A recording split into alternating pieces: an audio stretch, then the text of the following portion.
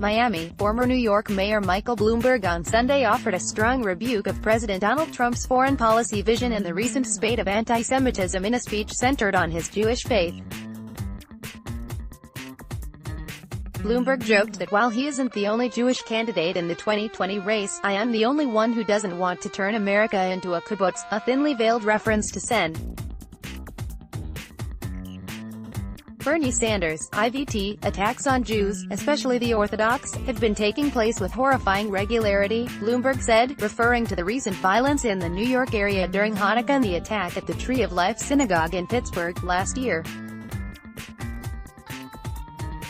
As these attacks occur, our children look to us with faces turned upward for answers, for reassurance, for safety. Jan. 2006-21 Former Miami Beach Mayor Philip Levine introduced Bloomberg to the nearly 850 people at the event, more than the campaign expected. Let our news meet your inbox. The news and stories that matters, delivered weekday mornings. Bloomberg spoke for about 20 minutes to the enthusiastic crowd, which was fired up to see the former mayor. Loud music filled the space before Bloomberg took the stage, creating a buzzing, club-like atmosphere, and the energy built in the room as the speech progressed. Bloomberg proposed adding bulletproof doors and installing bollards to increase security and safety at synagogues and other places of worship. Sadly, I suppose, we must do these things.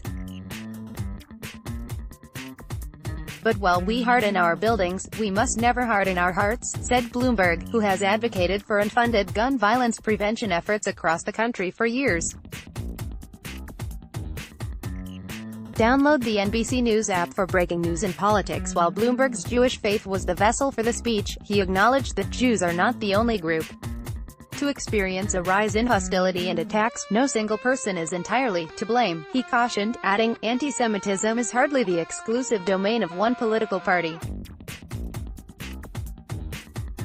It can be found on both the right and the left, on town squares and campus quads.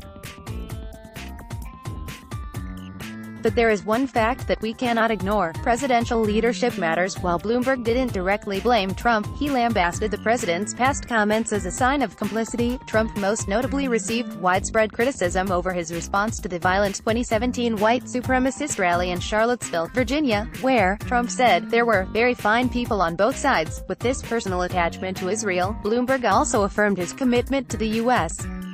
ally, quickly pivoting to a rebuke of Trump for withdrawing from the Iran deal. That commitment is also the reason I opposed President Trump's decision to unilaterally walk away from the deal and our partners in Europe. Because doing so was tantamount to giving Iran permission to relaunch its nuclear program. Bloomberg, the billionaire former mayor of New York, promised to secure a deal that would constrain Iran and the regime's aggression and territorial ambitions, putting an end to its nuclear program and working to ease tensions in the region. There are those who will cite moving the embassy to Jerusalem as a reason to support the president, Bloomberg said. And to that I say very clearly, if I am elected, you will never have to choose between supporting Israel and supporting our values here at home. I will defend both, because unlike this president, you and I know they are inextricably linked. Ali Vitali is a political reporter for NBC News, based in Washington.